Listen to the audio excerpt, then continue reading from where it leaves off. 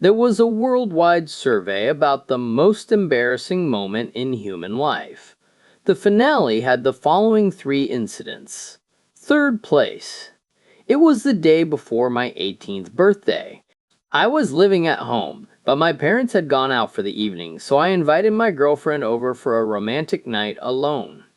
As we lay in bed after making love, we heard the telephone ringing downstairs.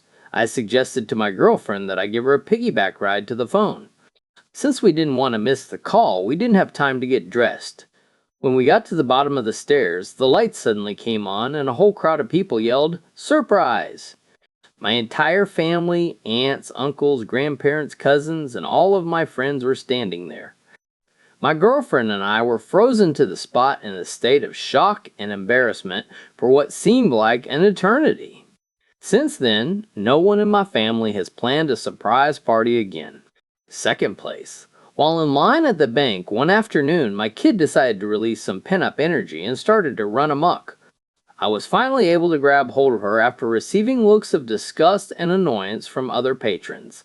I told her that if she didn't start behaving herself right now, she would be punished. To my horror, she looked me in the eye and said in a voice just as threatening, "If you don't let me go right now, I will tell Grandma that I saw you kissing Daddy's pee-pee last night." The silence was deafening after this enlightening exchange. Even the tellers stopped what they were doing.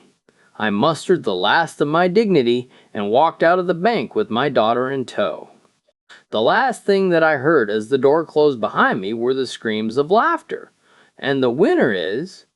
This one actually happened at St. Harvard University in October last year. In a biology class, the professor was discussing the high glucose levels found in semen. A young female, freshman, raised her hand and asked, "If I understand what you are saying, there is a lot of glucose in male semen, as in sugar."